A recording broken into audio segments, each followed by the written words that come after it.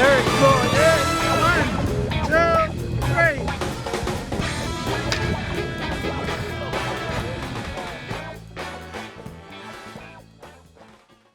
This is Jim the Megabubbleman in his sort of kitchen lab mixing up some bubble solution, and I'm going to show you a little bit of the process here so I can put this on the website. It makes it easier for those who are mixing up their own gallon to 4 gallons worth of bubble solution.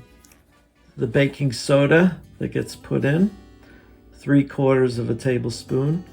Here we have the citric acid powder, and that's just a 1/2 teaspoon. J-Lube, this says it's a hand lubricant, very, very concentrated.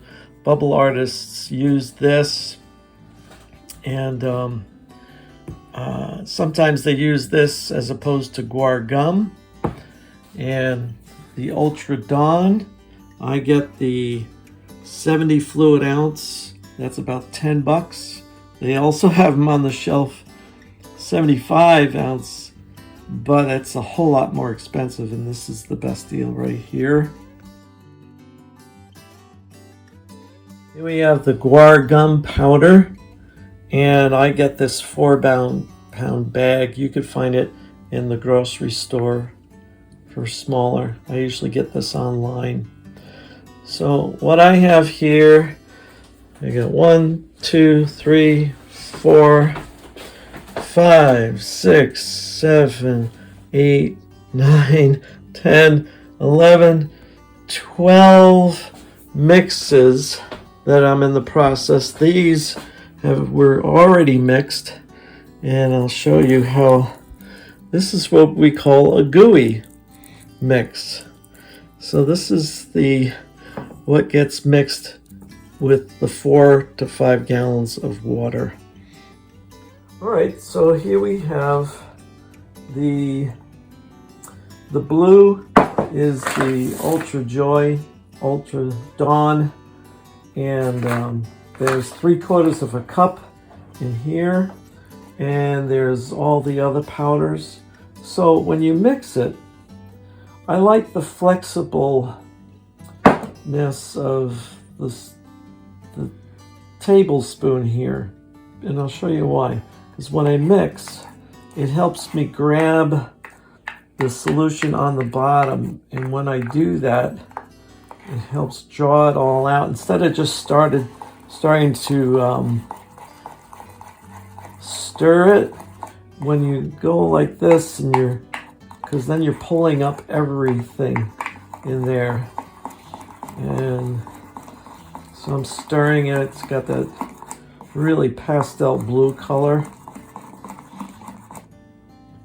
You can see how it looks like sort of pudding.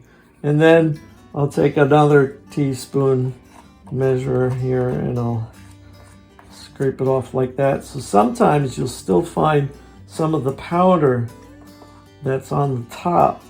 So that's why I scrape it, and then I go back to mixing it in. So it's a really fluffernutter mix. Now, other bubble artists will use a different formula, but it's essentially still a gooey mix is what we generally call it. And when this is, if you leave it overnight, it can turn into this. And you can see how stiff that is in there, and starting to slide a little bit. And so here I go, I'm going to do this one now. And so here's the powder sitting on top.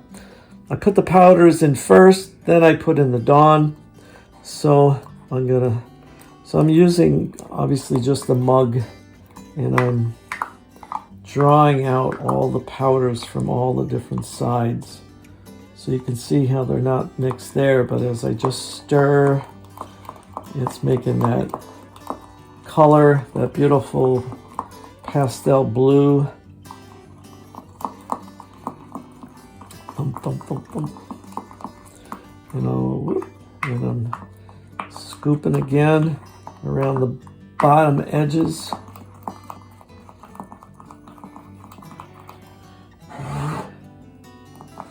So there's a chemical reaction going on in here now too. So you can see how fluffy that is, and let's scoop that down. So there's some of the powder still. Perhaps you can see that. And so we stir it around again.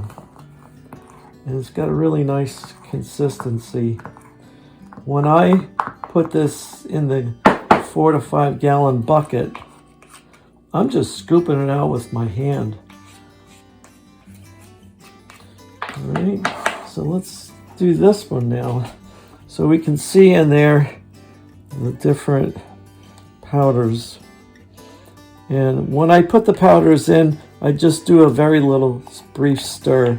And now, so I'm pulling them from the edges. That's why the flexibility of this, when you do this with a normal spoon, it doesn't have that flexibility, of course, and it makes it harder to mix. Whereas the flexible spoon helps me to get in all the nooks and crannies of the mug.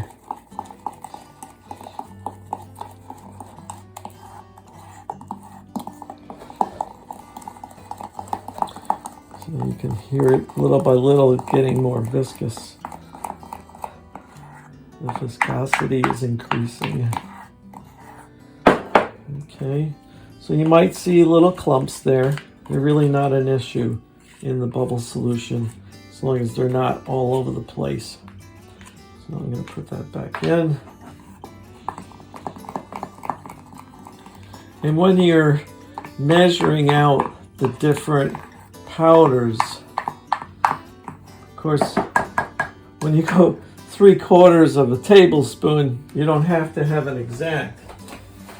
But then you can use, right in your kitchen, half a teaspoon.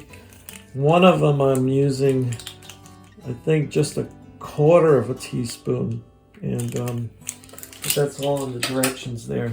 So when you've got that, if you let it sit overnight, that's fine, and you can see the consistency of that.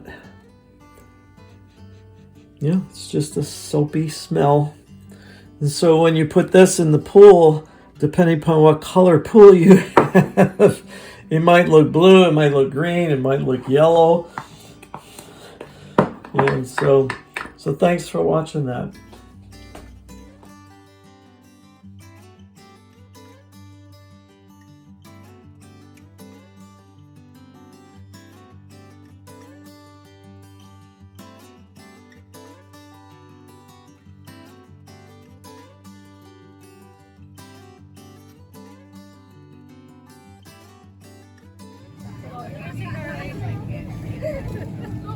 But don't forget the bubble.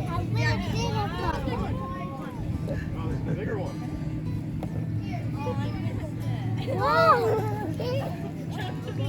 I did a bubble. You did the bubble! Yay! Look, I'm supporting it.